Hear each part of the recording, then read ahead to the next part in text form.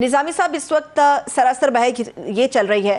कि इमरान खान साहब ने तहरीक का ऐलान किया है या अलीमा खान साहिबा ने अपने तय तहरीक का ऐलान किया है, और इस तहरीक की कामयाबी के लिए जो साजगार माहौल होना चाहिए, आपकी नज़र में क्या पाकिस्तान के मौरूज़ी हालात देख के आपको अंदाज़ा हो रहा है कि ये PTI की सियासी तहरीक कामयाब हो पाएगी? जी बहुत शुक्रिया। अभी तक के सियासी हालात में अगर हम तहरीक इंसाफ की माजी की कारकर्दगी को सामने रखें तो पता चलता है कि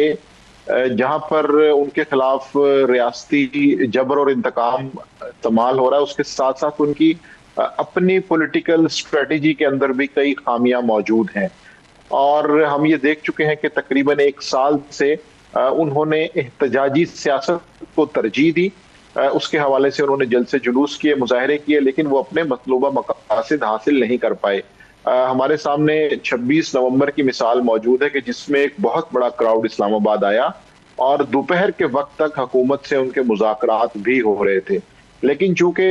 वो मुज़ाकरात किसी मुस्बत नतीजे पर नहीं पहुंच सके, इसलिए फिर शाम को ऑपरेशन और उसके बाद लोगों की हलाकतों का अफसोसनाक मामला भी हमारे सामने मौजूद है। इस सारी टाइमलाइन को बताने का मकसद ये है कि अभी तहरीक इंसाफ 6 महीने के दौरान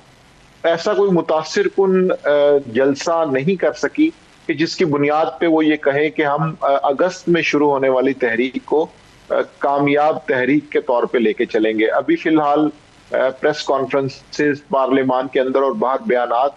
अडयाला जेल की मुलाकातों पर ही इन्हसार किया जा रहा है। लेकिन ये बात दुरुस्त है कि निज़ामी साहब, इमरान खान साहब के साहबजादों के हवाले से जो चीज़ें हमारे सामने आ रही हैं, गो के जो उनकी वालिदा हैं जमाइमा गोल्डस्मिथ, उन्होंने इस चीज़ की तस्दीक नहीं की कि वो अपने बेटों को पाकिस्तान भेज रही हैं, लेकिन उन्होंने एक खौफ और खदशे का इजहार ज़रूर किया है। इमरान खान साहब के साहबजादों को लेकर पाकिस्तान की सियासत में जो एक भौचाल आपको नज़र आता है, और ख़ासतौर पर गवर्नमेंट की सतह पर जो भौचाल नज़र आता है, आपको लगता है कि वो जस्टिफाई है?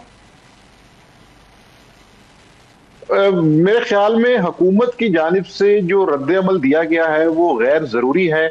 और संजीदगी पर मबनी रद्द अमल उसे नहीं कहा जा सकता। उसकी वजह यह है कि हुकूमत की जानिब से इस चीज को फ्लेयर अप करने की वजह से, इसके अंदर तुंदो तेज बयानात देने की वजह से ये मामला गर्म हो चुका है। अगर इस पे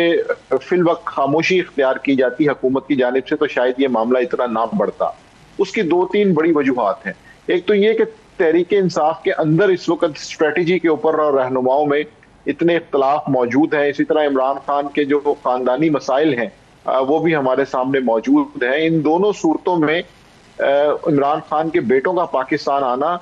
मेरा ख्याल है कि इतना आसान नहीं था। हुकूमत का रद्द अमल तो बाद की बात है, पार्टी के अंदर इस वक्त काफी मसाइल हैं जिनकी बुनियाद पर हम ये नहीं कह सकते कि वो आते और एहतजाजी तहरीक को लीड करते। हाँ, ये हो सकता है कि वो कारकुनों को मोबिलाइज करते, उनका हौसला बढ़ाते, 2-4 जलसों में शरीक होते,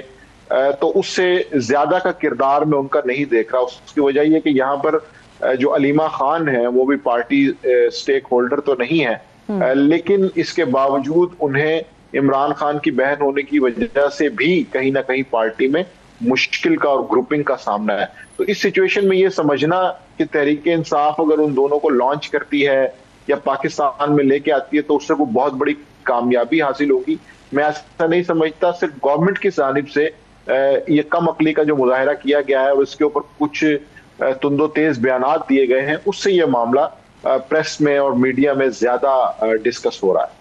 ठीक है निज़ामी साहब, ये भी बताइएगा, अगर भुट्टो साहब के दौर की तरफ चले जाते हैं, अमूमन भुट्टो साहब की स्ट्रगल और खान साहब की स्ट्रगल के दरमियान हल्का फुल्का मवाजना भी हमें देखने और सुनने में मिलता है। भुट्टो साहब जब जेल में थे तो आपको याद होगा कि अपोजिशन की एक तहरीक चली थी और बड़ी वो तेज़ी के साथ आगे बढ़ी थी और माहौल भी कुछ इसी से मिलता जुलता था। फिर गवर्नमेंट और अपोजिशन को एक टेबल पर आना पड़ा और ये फैसला किया गया कि जब तक मुज़ाकरात कामयाब नहीं होंगे बातचीत चलती रहेगी। हालांकि उस वक्त बड़ा खून खराबा हो चुका था, सूरत हाल आउट ऑफ कंट्रोल थी। आपको लगता है कि गवर्नमेंट को मौजूदा हालात में वन स्टेप, एक कदम उठाना पड़ेगा और खुद मुज़ाकरात के लिए फौरी तौर पे बुलाना पड़ेगा ताकि किसी भी तहरीक से मौजूदा हालात में बचा जा सके, जिससे किसी बड़े नुकसान का एक अंदेशा हमें होता हुआ नजर आ रहा है? देखिए, इस सारे मवाजने में 2-3 बड़े वाज़ेह फर्क हैं। एक तो ये है कि कौमी इत्तेहाद की जानिब से जब मुज़ाकरात किए गए तो उस वक्त सड़क के ऊपर कोई एहतजाज नहीं हो रहा था। तो इस वक्त तहरीक इंसाफ और गवर्नमेंट के अंदर कोई कॉन्फिडेंस बिल्डिंग मैयर ऐसा नजर नहीं आ रहा कि जिसकी बुनियाद पे हम ये दावा कर सकें कि जी मुज़ाकरात होंगे, अगर मुज़ाकरात होंगे तो वो कामयाबी की तरफ जा सकते हैं। उसकी वजह यह है कि कशीदगी इस हद तक बढ़ चुकी है कि उसे कम करने के लिए कुछ ना कुछ इक़दाम गवर्नमेंट को भी करने होंगे और तहरीक इंसाफ को भी करने होंगे। तो एक तो वो चीज बिल्कुल भी नजर नहीं आ रही, और दूसरा मामला ये है कि जो चीज मुख्तलिफ है वो ये है कि इस वक्त रियासत की जो मुकम्मल हिमायत है वो हुकूमत को हासिल है। कोई ऐसा बड़ा तनाज़ा नहीं हुआ जिसकी बुनियाद पर हम ये दावा कर सकें कि जी रियासत और हुकूमत के अंदर कोई नाराजगी है। सिवाय के मामले के ऊपर उसके अलावा बाकी कोई ऐसे मसाइल नहीं है कि जिनके ऊपर हम ये समझने की कोशिश करें कि हुकूमत और बाकी इदारों में कोई इख्तलाफ है। तो एक तो इख्तलाफात भी मौजूद नहीं है, दूसरा अपोजिशन और हुकूमत के अंदर कोई बड़ी बेसिक अंडरस्टैंडिंग भी इस वक्त मौजूद नहीं है। तो इन दो चीजों को अगर हम सामने रखें तो फिर ये पता चलता है कि इस वक्त किसी बड़े ब्रेक थ्रू की तवक्को इसलिए भी नहीं की जा सकती, माहौल में वो एलिमेंट्स, वो फैक्टर्स मौजूद नहीं है। हाँ, अगर इन तहरीक इंसाफ अगस्त में कोई भरपूर एहतजाजी तहरीक चलाती है या कोई बहुत बड़ा जलसा करती है, पंजाब के अंदर कोई बड़ी एक्टिविटी करती है जिससे गवर्नमेंट के ऊपर कोई दबाव आए, तो फिर हम ये समझ सकते हैं कि जी गवर्नमेंट उनके साथ किसी मुज़ाकरात की मेज पर आएगी। अगर ऐसा नहीं होगा तो गवर्नमेंट इस वक्त मुझे कंफर्टेबल नजर आती है। लेकिन इस वक्त जो पाकिस्तान तहरीक इंसाफ से जुड़ा वर्कर है माजिद निज़ामी साहब, वो ये समझता है कि इमरान खान साहब और उनके जितने हरीफ हैं वो भी इस चीज़ के ऊपर बात करते हैं कि खान साहब का सियासी कद बहुत बढ़ गया है, उनकी मकबूलियत का पैमाना बहुत बढ़ गया है, और मकबूलियत इतनी ज़्यादा हो गई है कि अब अगर तहरीक चलती है और ये एक आखिरी तहरीक के तौर पर देखी जाए और इमरान खान साहब के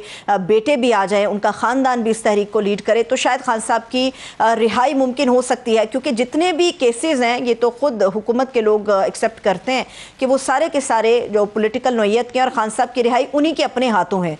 मुझे याद पड़ता है कि भुट्टो साहब के हवाले से जब हम तारीख़ पढ़ते हैं तो तारीख़ हमें एक सबक देती है, वो ये है कि मकबूलियत कभी भी रिहाई का पैमाना नहीं होती, और भुट्टो साहब मकबूल बड़े थे 77 में, मगर वो रिहा नहीं हो सके थे, उनकी पार्टी उन्हें रिहा नहीं करा सकी थी। जी बिल्कुल, ये बात दुरुस्त है, और ये सियासी तज्जिया आपका बिल्कुल हालात के ऐन मुताबिक इसलिए भी है कि हम ये देखते हैं कि कई फैक्टर्स इन्वॉल्व होते हैं। देखिए, तहरीक इंसाफ के वोटर ने तकरीबन 1.5 करोड़ से ज्यादा वोट दिए और फरवरी 2024 में अपनी राय का खुल के इजहार किया। अब उसके बाद पार्टी की जो स्ट्रक्चर है या उसकी ऑर्गेनाइजेशन है, उसका ये फर्ज होता है कि वो अवाम की उस हमायत को तब्दील करे किसी मुफाहिमत में या अपनी पार्टी के लिए किसी मुस्बत अमल में, लेकिन वो तहरीक इंसाफ की लीडरशिप की जानिब से नहीं किया जा सका।